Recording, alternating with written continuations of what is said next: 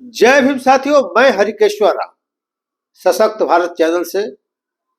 साथियों, आज आप देखेंगे कि बिहार विधानसभा में नीतीश कुमार जी का विश्वास मत हासिल करने का मामला था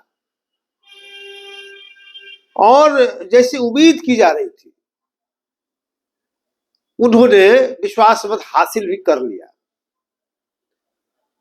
क्योंकि आमतौर पर यह माना जाता है कि सरकार के पास ताकत बहुत होती है।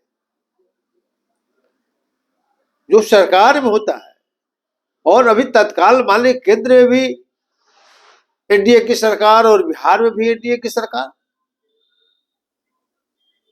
तो अगर कोई विपक्षी दल ये सोचता, अगर इस तरह के सोच रहा था कि हम उसको परास्त कर देंगे,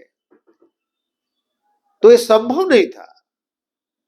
संभव इसलिए नहीं था कि जिस विधि से उसको आप परास्त करना चाहते थे,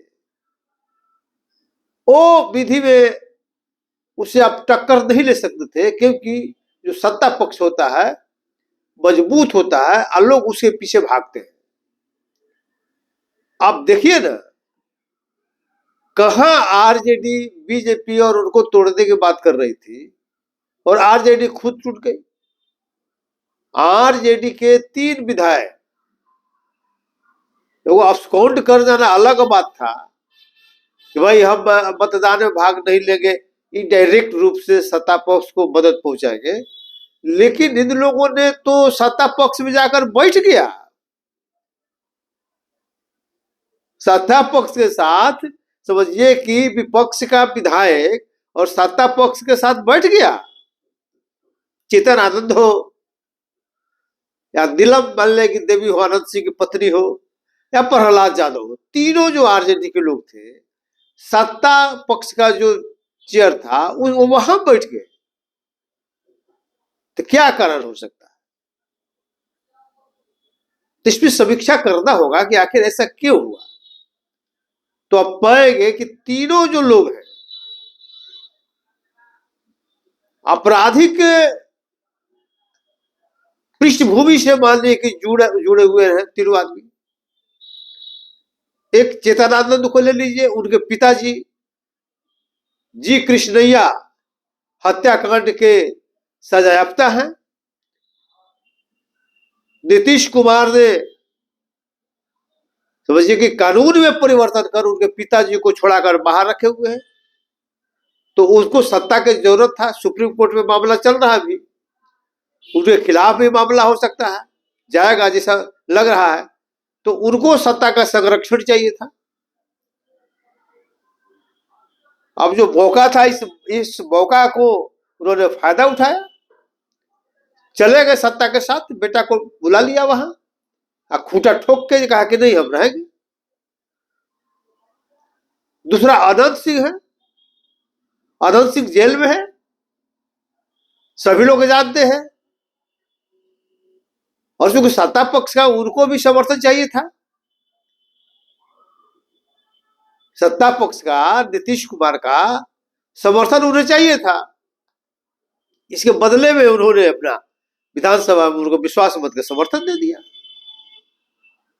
प्रहलाद यादव जो वहां के जो विधायक है लखीसराय में सुरगढ़ा के, उनके बारे में सब जानता है।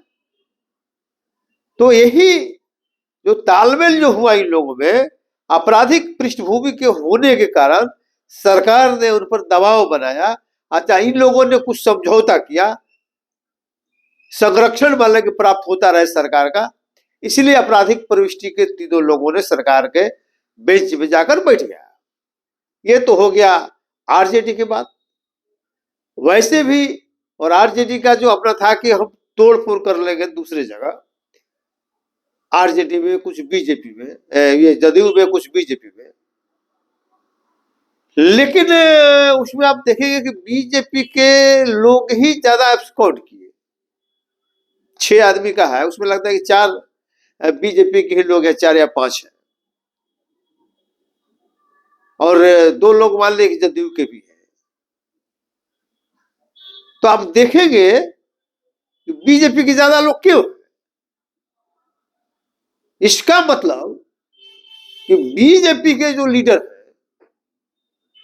लाचारी में नीतीश कुमार का समर्थन कर रहे हैं, नहीं चाहते हुए भी वो समर्थन कर रहे हैं। नीतीश कुमार से इतना दुखी है कि पार्टी का समझिए कि निर्देश के बावजूद भी ऑब्सकाउंट कर रहे हैं, और उस पार्टी के लोग जो सबसे ज्यादा अनुशासित पार्टी मानी जाती है। इसका मतलब सोचिए कि नीतीश कुमार से कितना ज्यादा नाराजगी लोगों की होगी।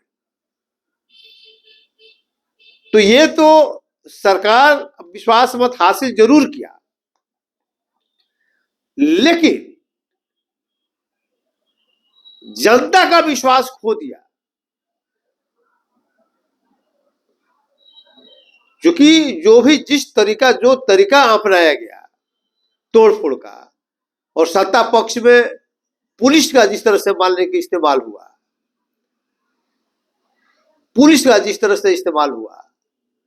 और जिस तरह से डरा धमका के मानने के हुआ, तो ये स्वाभाविक है कि ये नेचुरल प्रोसेस से नहीं हुआ। नेचुरल प्रोसेस से होता तो इतना हंगामा होने की जरूरत नहीं थी। उनका था अपना हो गया, लेकिन उनको 28 जो था 128 का समर्थन पार्टी लेवल का जो समर्थन देता था, मात्र 125 मान के उनको मिला। 3 आदमी अगर इधर से नहीं जाते आरजेडी से, तो 3 सीट और घट जाता, तो सोचिए मतलब 122 हो जाता। 122 हो जाता मतलब 6 लोग जो है अब्सकॉन्ड उधर से किए। तो ये जो है सरकार चलने को तो चलेगी, लेकिन सरकार का जो रुतबा होना चाहिए, सरकार के प्रति लोगों का जो विश्वास मालिक होना चाहिए, विश्वास लोगों का टूटेगा। और क्योंकि ये सरकार नेचुरल ढंग से नहीं बनी है, ये सरकार जैसे तैसे मान ली कि विश्वास मत हासिल किया है, और विश्वास विधायकों का भी एक तरह से पूरी तरह से समर्थन इनको नहीं है। लेकिन खैर अब कुछ अच्छा करें नीतीश जी, अगर मान ले उनको मिल गया तो अच्छा करें। अब देखते हैं क्या करते हैं नहीं करते हैं, लेकिन जो भी हुआ अच्छा नहीं हुआ, क्योंकि ये लग गया कि भाई अविश्वसनीय मान ले नीतीश जी हो गए ना। अविश्वसनीय हो जाने के कारण ये सारा समस्या हो रहा है। बीजेपी वालों को भी इन पर भरोसा नहीं है, इवन जदयू वालों को भी इन पर भरोसा नहीं है, और आरजेडी विपक्ष को तो छोड़ ही दीजिए। तो जो आपके साथे हैं उसमें विधायकों का पर भरोसा नहीं रहा। लेकिन खैर जो मान लीजिए कि होना था सो हो गया। हमको तो लग रहा था कि भाई होने इसमें कहीं पेच कहाँ है, क्योंकि मेजोरिटी आपको है आम तौर पर मान लीजिए कि इस तरह से बहुत कम होता है, अब बहुत विपरीत परिस्थिति में होता है। तो हो गया, आप जीत गए, सरकार चलाइए, बजट चलाइए। लेकिन ये जो अपराधी प्रवृत्ति के लोगों का जो आपने समर्थन हासिल किया, अब ये देखना बाकी है उनको आप क्या क्या देते हैं। उनको अपराध करने का छूट देते हैं, विधायक बनाते हैं, एमपी बनाते हैं, मंत्री बनाते हैं, और क्या बनाते हैं ये मानने की देखने वाली चीज होगी। जय भीम, जय भारत, जय संविधान।